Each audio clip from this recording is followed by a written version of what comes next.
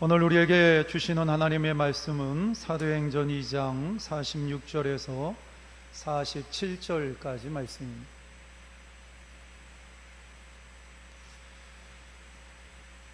신약성경 190페이지에 있습니다. 사도행전 2장 46절에서 47절까지 말씀입니다.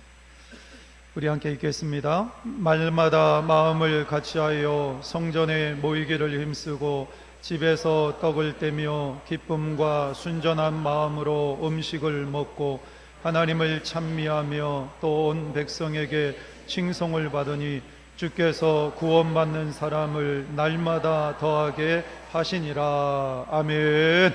예루살렘 찬양대의 찬양이 있겠습니다.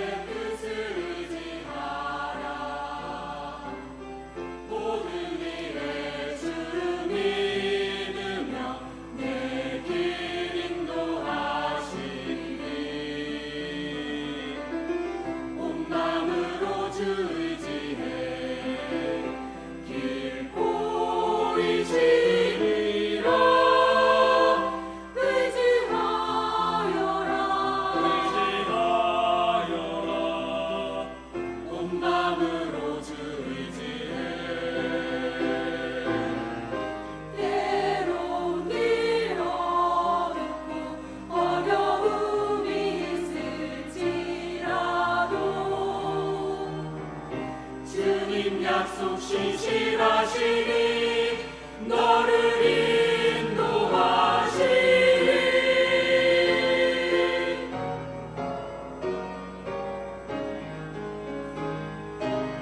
온 마음으로 주 의지하라 주님의 뜻을 의지하라 모든 일에 주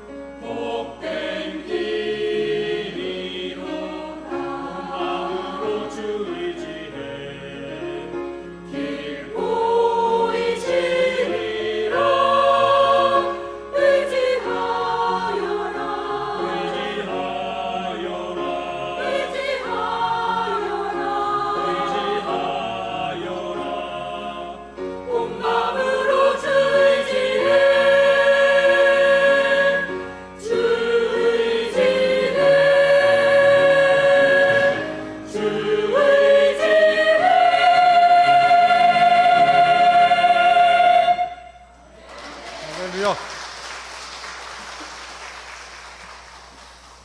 오늘도 주의 성전에 올라온 여러분에게 하나님의 은혜가 함께 하시기를 주의 이름으로 축복합니다. 우리가 사용하는 교회라는 단어는 원어상 의미로 봤을 때 두 가지로 표현을 합니다. 구약시대 히브리어로 카할이라고 표현을 했고요, 신약시대에는 헬라어로 에클레시아라고 그런 단어를 사용을 했습니다. 이 말을 정리를 하면 하나님의 부름에 응답하여 모인 무리, 하나님의 부르심에 응답하여 모인 공동체, 이것이 바로 교회라는 것을 알 수가 있습니다. 결국 교회의 가장 기본적인 그리고 가장 중요한 본질이 있는데, 그게 뭐냐면 교회는 모여야 된다라는 것입니다. 할렐루야.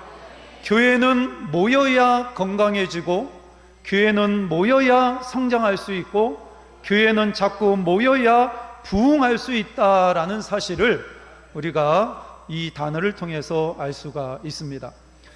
베드로와 사도들이 복음을 전하기 시작을 했죠. 그래서 한꺼번에 3,000명의 사람들이 하나님께로 돌아오는, 복음을 받아들이고 예수님을 영접하고 하나님의 자녀가 되는 놀라운 일들이 초대교회 안에 일어나게 됩니다.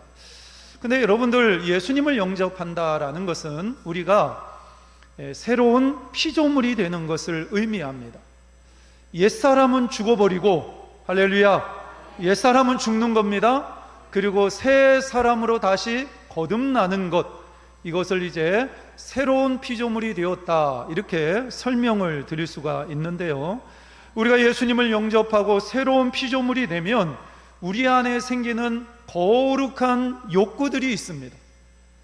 내가 예수 그리스도를 믿고 구원받아서 하나님의 백성이 되면 우리에게 나타나는 가장 뚜렷한 욕구가 있는데, 그게 뭐냐면 하나님의 성전에 모여서 하나님 앞에 예배 드리고 싶은 욕구. 그래서 성전에 모이고 싶어지고, 성전이 그리워지고, 성전에 올라가서 예배 드리고 기도하고 싶은 욕구가 예수님을 영접한 사람들에게 강렬하게 일어난다라는 것입니다. 이것은 성령님께서 우리를 그렇게 이끌어 가시는데, 우리가 그 성령의 이끄심에 저항하지 않고 그 성령의 물결을 따라서 순종하게 될 때 우리는 성전에 모여서 하나님 앞에 예배드리는 예배자의 삶을 사는 그러한 성도가 될 수가 있습니다. 그래서 오늘 본문의 말씀 46절 말씀에 보면, 날마다 마음을 같이하여 성전에 모이기를 힘쓰고, 할렐루야, 여러분들, 이게 교회입니다. 이게 교회예요. 교회는 날마다 마음을 같이하여 성전에 모이기를 힘써야 합니다. 따라해보세요. 내가 교회다. 내가 교회다. 교회는 모여야 된다. 모여야 교회다. 여러분들, 언제 모였다라고 이야기를 하고 있죠? 날마다 모였다라고 이야기를 합니다. 일주일에 한두 번 모인 것이 아니라 날마다 모였다. 초대교회 성도의 모습입니다. 여러분들, 날마다 모였다라는 것은 반복해서 모였다라는 의미도 있지만, 그들의 삶의 중심에 누가 계셨다라는 의미일까요? 하나님이 그들의 삶의 중심에 자리를 잡고 있었다. 예전에는 내가 내 인생의 주인이었어요. 내 마음 가운데 내가 자리를 잡고, 그래서 내 마음대로, 내 뜻대로, 내 계획대로 살았어요. 그러나 예수님을 영접하는 순간 내 안에 나는 죽어버리고, 내 안에 누가 산 거죠? 예수님이 산 거예요. 그래서 예수 그리스도를 영접함으로 말미암아 나의 삶의 중심에 예수님이 계시고, 그렇게 내 삶이 변화되고 개편되어진 것, 이것이 바로 내가 예수님을 영접한 것입니다. 그런데 오늘 본문의 말씀을 보면 그들이 시간이 나기 때문에 모인 게 아니었어요. 기회가 되었기 때문에 모인 게 아니었어요. 시간을 내서 기회를 만들어서 그들은 모였다라고 이야기를 합니다. 여러분, 우리는 예배를 잘 드려야 됩니다. 교회에 자주 모여야 됩니다. 그러면 이 목사님 시간이 없는데요, 바쁘고 분주합니다, 해야 될 일이 얼마나 많은데요, 이러면서 그 모임의 자리를 회피하는 경우가 굉장히 많이 있어요. 근데 초대교회 성도들은 시간이 나서 모인 게 아닙니다. 기회가 돼서 모인 게 아닙니다. 시간을 내서, 할렐루야, 기회를 만들어서, 할렐루야, 그들은 모였다라는, 이게 초대교회였습니다. 저는 청년회 때에 이런 경험이 있어요. 제가 고등학교 졸업하고 창원에 직장 때문에 창원에 내려가서 5년 정도 직장 생활을 했는데요, 진해에서 교회를 다닐 때에 우리 사모가 그때 함께 교회에서 신앙생활을 했거든요. 그런데 그때는요, 청년이었지만 화요일 저녁은 성경 공부 때문에 모였고, 수요 기도회는 기도회 때문에 모였고, 목요일은 주일학교 모임이 있었기 때문에 모였고, 금요일은 금요 기도회가 있어서 모였고, 토요일은 청년의 예배가 있었기 때문에 모였고, 주일날은 오전 9시부터 주일학교 선생님이 없기 때문에 주일학교 예배, 오전 예배, 오후 예배, 그러다 보면 하루 종일 주일날은 교회 안에 있었어요. 월요일날은 하루가 비잖아요. 좀 심심하니까 그냥 교회 갑니다. 월요일날 가면 교회 안에 청년들이 있어요. 교인들이 있어요. 그래서 일주일 내내 교회에 모여서 신앙생활 했던 경험이 있어요. 그때는요, 그게 지겹거나 힘들지 않았어요. 오히려 행복했어요. 그래서 오늘 본문에 나와 있는 것처럼 날마다 마음을 같이하여 성전에 모였다라는 이 하나님의 말씀이, 야, 이런 거구나. 아무리 분주하고 바빠도 교회 안에 날마다 모여서 신앙생활 하는 것이 가능하구나. 이게 일상이 될 수 있구나. 할렐루야. 사실 초대교회 당시의 제자들은 이 성전에 모이는 것이 그렇게 쉬운 일이 아니었어요. 왜 그러냐면 예수님을 십자가에 매달아 죽였던 그 무리들이 여전히 예수님의 추종자를 찾고 있는 상황이었어요. 초대교회가 세워지고 스데반 집사가 복음을 전하다가 돌 맞아서 순교를 당했잖아요. 그리고 야고보 선지자가 헤롯에게 붙잡혀가지고 헤롯의 칼에 의해서 순교를 당했어요. 초대교회 상황이 그런 분위기였어요. 초대교회 성도들이 성전에 모여서 공개적으로 예배를 드리고 공개적으로 기도를 하거나 그들이 함께 모여서 교제를 하거나 이런 것이 쉬운 상황이 아니었다고. 잘못하면 끌려갈 수 있고, 잘못하면 감옥에 갇힐 수도 있고, 잘못하면 죽임을 당할 수도 있는 굉장히 힘들고 어려운 순간이었습니다. 그럼에도 불구하고 초대교회 성도들은 날마다 마음을 같이하여 성전에 모이기를 힘썼다. 할렐루야. 목숨 걸고 모인 거예요. 목숨 걸고. 왜 그랬을까요? 교회는 모여야 하기 때문에 그런 거였어요. 교회는 모여야만 교회가 되기 때문에, 모여야 사도의 가르침을 받을 수가 있고 하나님의 말씀을 배울 수가 있고, 모여야 사랑하는 성도들끼리 교제하고 떡을 뗄 수 있고, 모여야 하나님 앞에서 함께 모여 뜨거운 마음으로 기도할 수 있기 때문에 그들은 기회 있을 때마다, 아니 기회를 만들어서 시간을 내서 그들은 계속해서 모였던 것입니다. 여러분들 힘썼다라고 이야기를 하고 있잖아요. 저 힘썼다라는 단어가 뭘 의미하는지 지난 시간에 말씀을 드렸죠. 운동선수가 금메달을 따기 위해서 최선을 다해서 달려가는 모습, 끈질기게 악착같이, 그래서 초대교회 성도들은 끈질기게 기도했고 악착같이 기도했다, 이런 말씀을 드렸는데, 오늘 본문의 말씀에 보니까 성전에 모이기를 힘쓰고 똑같은 단어를 사용했어요. 그러니까 그들은 성전에 모이기 위해서 끈질기고 악착같이 달라들어서 모였다라는 것을 알 수가 있습니다. 따라해 보세요. 모여야 교회가 된다. 내가 교회다.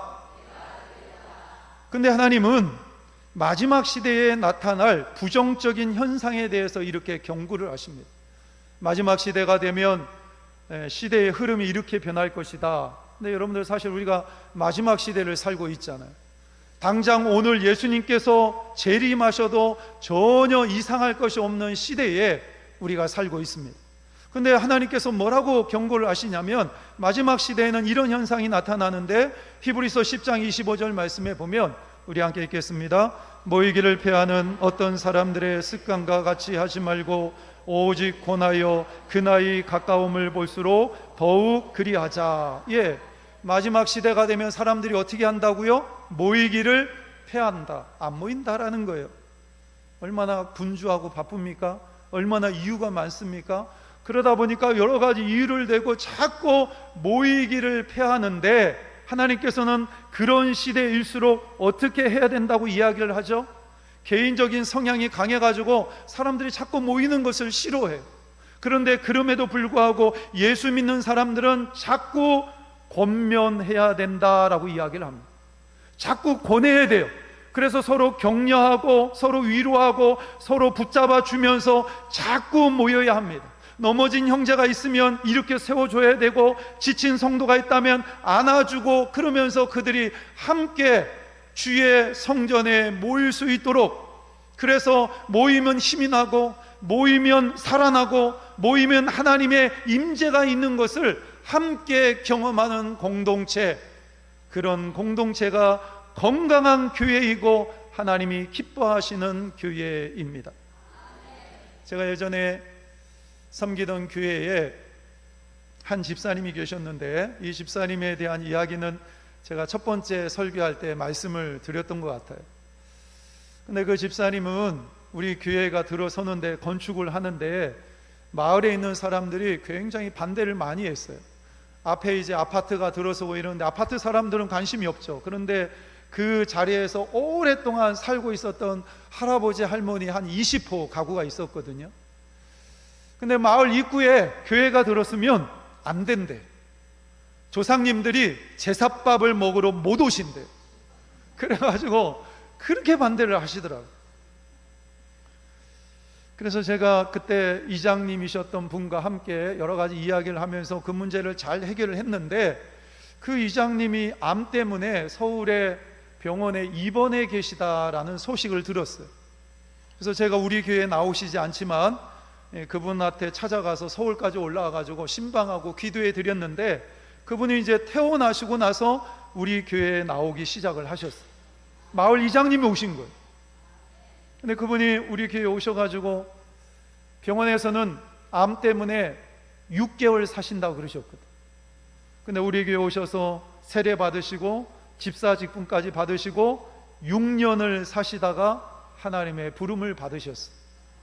근데 그분은 교회에 나올 때부터 이 공예배는 기본이죠. 주일 오전 오후 예배, 수요 기도회, 목장 예배, 이건 기본이고요. 새벽마다 와서 기도하셨어요. 새벽마다 와서 기도하실 뿐만 아니라 그분이 1톤 트럭을 가지고 이제 배달하는 일을 하셨는데, 암에 걸리셨음에도 불구하고 그 일을 놓지를 않으시더라고요. 출근하실 때 교회에 오십니다. 그리고 예배당에 올라오셔서 기도하시고 출근하십니다. 퇴근하실 때 바로 집에 가지 않으세요. 성전에 올라와서, 예배당에 올라와서 하나님 앞에 먼저 기도하고 집으로 가시는, 그분의 삶 가운데에는 교회가 있었고, 그분의 삶의 중심에는 교회가 있었고 하나님이 계셨다라는, 그런 그 집사님을 하나님이 붙잡아 주신 거예요. 그러면 초대교회 성도들이 날마다 성전에 모여서 무엇을 했을까요? 여러분들, 우리가 예수 그리스도를 영접하고 하나님의 자녀가 되면, 그리고 살아계신 하나님을 우리의 삶 가운데 날마다 경험하게 되면 우리에게 나타나는 거룩한 욕구가 있는데, 그게 뭐냐면 하나님께 예배 드리고 싶은 욕구가 일어납니다. 이건 너무나 자연스럽게 우리 안에 일어나는 욕구예요.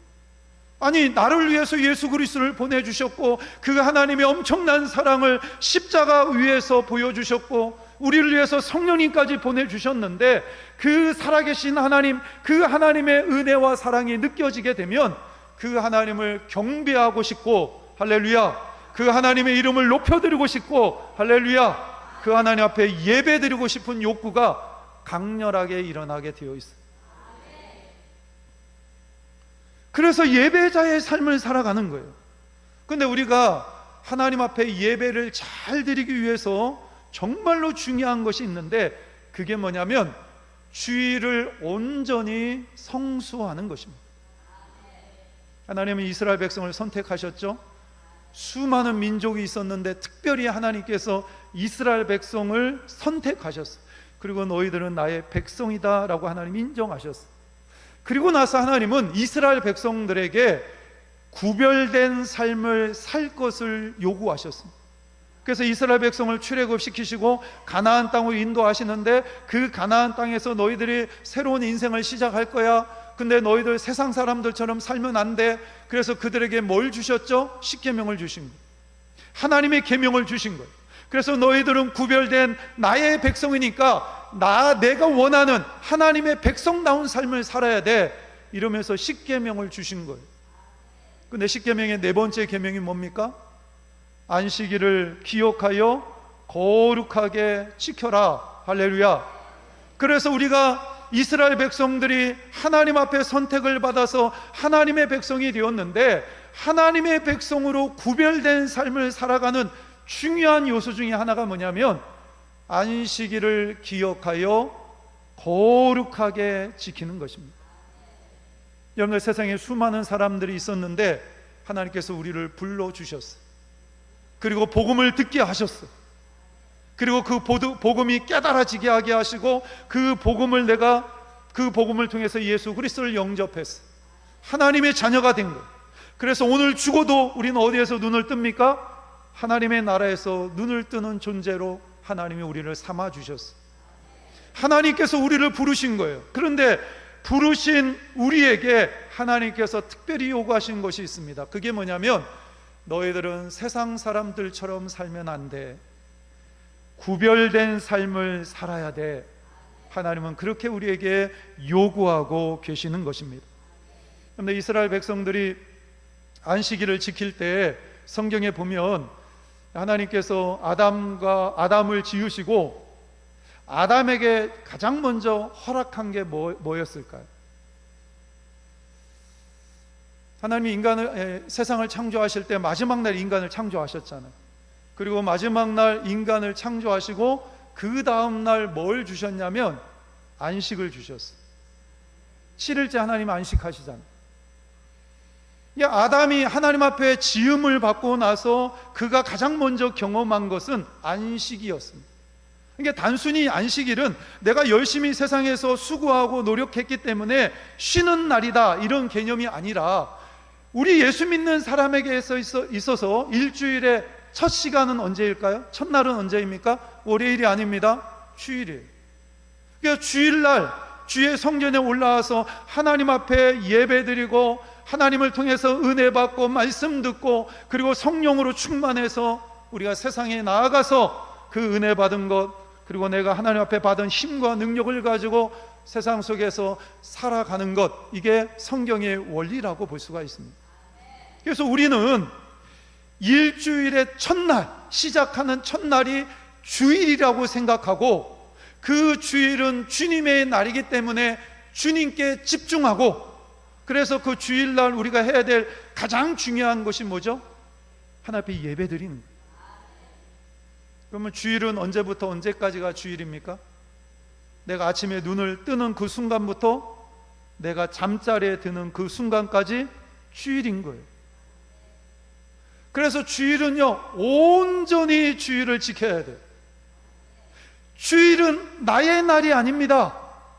나의 계획이 있어서는 안 돼요. 주님께서 기뻐하시는 일에 집중하셔야 돼요. 내가 주일날 와가지고 1시간 예배 드리고 나 주일 성수 다 했다, 아닙니다. 그런 개념이 아니에요. 주일은 내가 눈을 뜨는 순간부터 내가 눈을 감는 그 시간까지 온전히 지켜야 주일을 성수하는 거예요.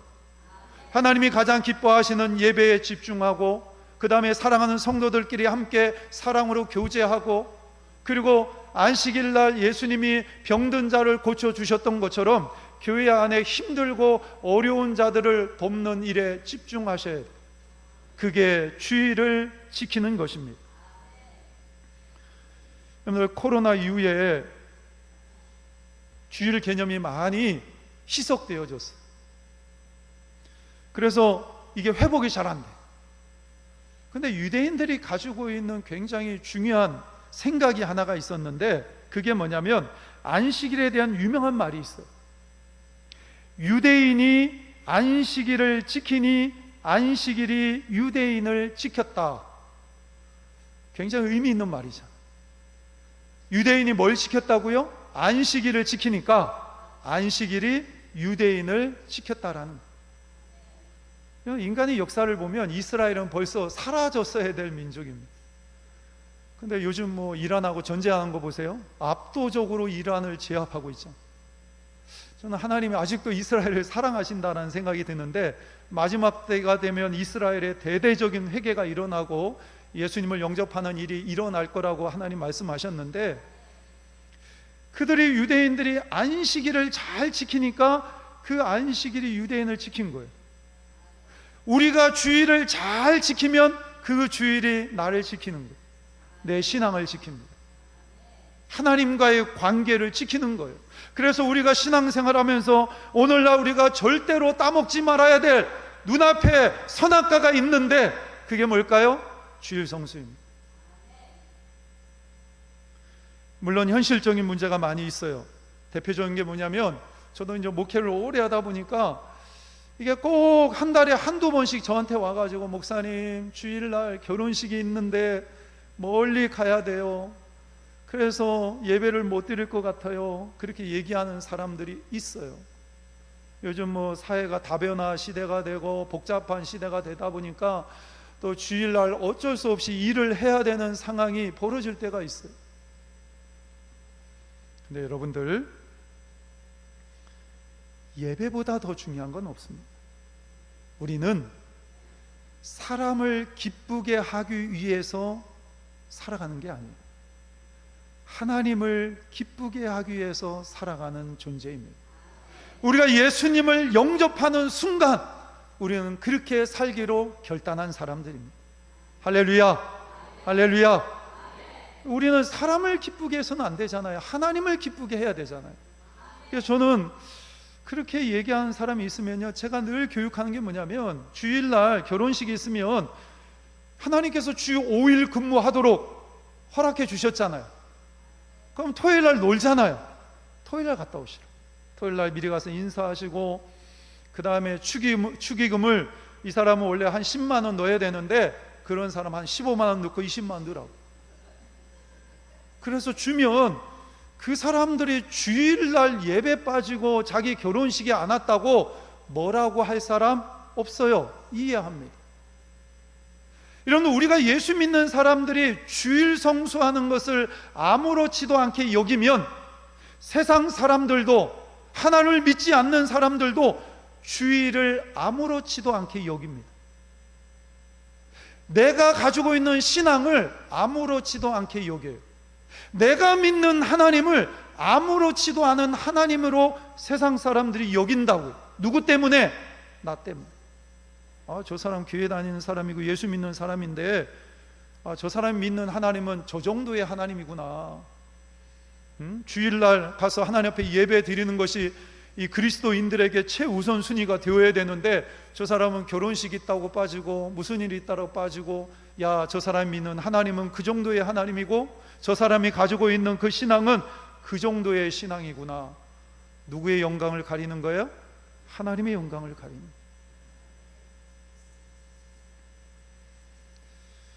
노아 시대에 하나님이 물 심판으로 세상을 심판하시잖아요. 홍수가 끝나고 나서 1년이 지나고 10일이 지난 이후에 이제 노아가 방주에서 나옵니다. 근데 노아가 노아의 방주에서 나와서 가족들과 가장 먼저 한 것이 무엇인지 아십니까? 창세기 8장 20절 말씀에 보면, 우리 함께 읽겠습니다. 노아가 여호와께 제단을 쌓고 모든 정결한 음식과 모든 정결한 새 중에서 제물을 취하여 번제로 제단에 드렸더니, 노아가 가장 먼저 한 게 뭐예요? 하나님께 제단을 쌓았다. 여러분, 1년 동안에 땅이 잠겼으니까 모든 것이 다 황폐해져 있어요. 그러면 가장 먼저 집도 져야 되고, 그 다음에 먹을 것도 찾아야 되고, 해야 될 일이 얼마나 많이 있습니까? 근데 노아의 홍수가 끝난 이후에 방주에 나와서 가장 먼저 한 것이 뭐였냐면, 하나님 앞에 제단을 쌓고 예배를 드리는 것이었어요. 그에게 있어서 가장 중요하고 가장 시급한 문제가 뭐였죠? 예배 드리는 문제였습니다.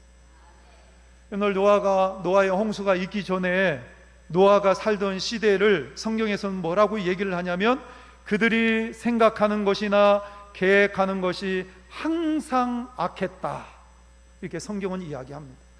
악이 일상화되었어요. 모든 세상의 사람들이, 노아가 살 당시에 세상의 모든 사람들이 생각하는 것도 악이었고 계획하는 것도 악이었고 악한 행동을 가지고 살아가는 것이 그들의 삶이었습니다. 그들의 삶에 예배는 없었어. 그들은 우상을 숭배하는 자들이었어. 이것을 보고 있었던 노아는 하나님께서 세상을 심판하시고 이제 새로운 시대가 열리는데, 이 새로운 시대의 첫걸음은 예배가 되어야 되겠다. 할렐루야. 이제 이 지구상에 존재하는 모든 사람들은 예배가 최우선순위가 되는 사람들이 되었으면 좋겠다. 이런 바람을 가지고 노아는 노아의 방주에서 나오자마자 가장 먼저 예배로 하나님 앞에 영광을 올려드렸던 것입니다. 여러분들, 우리의 예배가 무너지면 우리의 일상이 무너집니다. 우리의 신앙의 삶도 무너지게 되어 있습니다. 예배의 성공자가 인생의 성공자가 될 수 있고, 할렐루야, 예배의 성공자가 신앙의 성공자가 될 수가 있습니다. 그래서 우리는 어떻게 해서든지 예배의 성공자가 되기 위해서 날마다 마음을 같이하여 성전에 모이기를 힘썼던 초대교회 성도들처럼 악착같이 끈기 있게 주의 성전을 사모하며 모이기를 애쓸 수 있는 그러한 성도가 되셔야 합니다. 따라해 보세요. 모여야 교회이다. 내가 교회이다. 그런 말씀을 정리를 합니다. 교회에 모이기가 참 힘든 시대에 살고 있죠. 하나님께서 말씀하시는 대로 많은 사람들이 모이기를 패하는 그런 시대에 우리가 살고 있습니다. 근데 우리는 세상의 흐름에 휩쓸려 가는 사람들이 아니잖아요. 거슬러 올라가야 되잖아요. 그래서 우리가 쉽게 얘기하기를 죽은 물고기는 그냥 물결에 휩싸여서 흘러갑니다. 근데 살아있는 물고기는 거슬러 올라갑니다. 거센 물결을 거슬러서 막 끊임없이 올라가. 우리는 세상의 흐름에 취해서 그렇게 살아가는 존재가 아니라 세상의 물결을 거슬러서 하나님의 뜻대로 살아가는 그러한 성도가 되어야 합니다. 여러분들, 건강한 교회의 특징, 그리고 부흥한 교회의 특징이 뭐냐면 날마다 마음을 같이하여 성전에 모이기를 힘쓰는 교회가 건강한 교회이고 부흥하는 교회입니다. 저는 늘 기도할 때 이런 기도를 해요. 하나님, 우리 북의 제일교회는 오전에 예배를 드리는 인원과 오후에 예배를 드리는 인원과 수요 기도에 참석하는 인원이 동일하게 하여 주옵소서. 할렐루야, 할렐루야. 그런 교회가 될 때 우리 교회는 부흥하는 교회가 될 것이고 건강한 교회가 될 것입니다. 그럴 때 그 모임에 성령의 강력한 역사가 일어나게 될 것입니다. 그런 교회를 만들어 가시는 저와 여러분들이 되어주시기를 주님의 이름으로 축복합니다. 존귀하신 아버지 하나님, 오늘도 살아계셔서 우리에게 생명의 말씀을 주신 하나님을 찬양합니다. 날마다 마음을 같이하여 성전에 모이기를 힘썼던 초대교회가 우리 북의 제일교회가 되게 하여 주옵소서. 우리에게 새로운 결단이 있게 하게 하시고 이제 예배의 자리에 자기 자신을 더 많이 세울 수 있는 은혜를 베풀어 주옵소서. 우리가 모일 때 회복이 일어나고 하나님의 치유가 일어나고 그곳에 강력한 성령의 역사하심이 있을 줄 믿습니다. 우리 북의 제일교회가 그런 교회가 되게 하여 주옵소서. 예수님의 이름으로 기도하옵나이다. 아멘. 우리 찬송가